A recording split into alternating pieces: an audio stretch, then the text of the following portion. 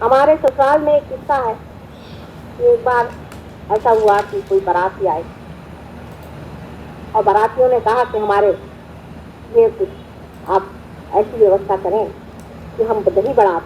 बारातियों के जरा नखरे होते हैं और जाड़े के दिनों में लोगों ने कहा कि भाई इस वक्त दही बड़ा बनाना बहुत मुश्किल है, क्योंकि जाड़े में दही बड़ा शाम के वक्त बनाया नहीं जाए, तब बस हम तो दही बड़ा खाएंगे, अब इसी वक्त लाइए आप दही बड़ा। तो एक बाबा जी वहाँ रहते थे, उनका पता चला, उन्होंने बाबा जी बुलाया कि भाई आप इस तरह से इंतजाम करें। तो कभी मैं मंगा तो दूंगा, लेकिन उसके बाद मैं रहने वाला नहीं। कहते ठीक है मंगा दीजिए। उन्होंने एक खिड़की बंद कर दी, दूसरी खिड़की बंद कर दी, दरवाजा बंद कर दिया और उसके बाद कहा कि देखो आगे आपका दही बड़ा खाई। वहाँ सब दही बड़े आ गए, लोगों ने दही बड़ा खाना शुरू कर दिया, बड़े खुश हुए। बाबा जी भाग, रातों रात बाबा जी जान बचाकर भाग। लोगों को समझ नहीं आया कि बाबा जी क्यों भागे। दूसरे दिन सवेरे वहाँ मांग लोग होते हैं, एक शूद्र जाति जो आती है और खाना वाना सब बटोर कर ले जाए। वो आए और उन्होंने देखा बर्तन वगैरह को, कहने अरे हमारे कुल्हड़ कौन उठा के लाया, किंतु हमारे कुल्हड़ थे कौन उठा के लाया।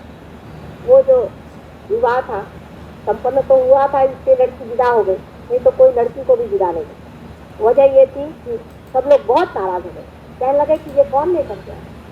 हमारे पूर्वजों में समझ लीजिए हमारे पिताजी भी लोग इन सब चीजों में विश्वास ही नहीं करते थे। इसे भानामती कहा जाता था महाराष्ट्र में। ऐसी चीजों में कोई भी विश्वास नहीं करता था कि ऊपर से कुछ चीज चली आ गई और उन्होंने दही बड़े खा लिए। अब क्या परमात्मा को कोई और धंधा नहीं दही बड़े खिलाने के सिवा? आप लोगों को भी सोचना चाहिए कि आप लोगों को दही बड़े खिलाने का ही उनको एक धंधा बचा हुआ। जब आप किसी को इसलिए गुरु बनाते हैं कि वो आपको 200 रुपया पकड़वा देते हैं, मैं कहती हूँ ऐसे ही दाता लोग अगर हैं तो इस देश का इकोनॉमिक प्रॉब्लम ही सॉल्व कर दीजिए, सबको दीजिए। घड़ियाँ मंगाते हैं स्विट्जरलैंड से बनी हुई, एक भगवान से बनी हुई घड़ी मंगा दे तो मान लेगा। इस चीज को सोच लेना चाहिए कि हम लोग उसी सुकून को पाना चाहते हैं, उसी परम को पाना चाहते हैं, पर आपकी भी तो खोज इन्हीं जड़ वस्तुओं में, इन्हीं पत्थरों में है। इसीलिए आप इन लोगों को गुरु मानते। रुपया भी जाता है, पैसा भी जाता है, जब आपका सब पैसा निकल जाता है तब आप मेरे पास आते हैं। कभी एक की आई थी, आपने देखा था, किस तरह से नाच रही थी, कूद रही।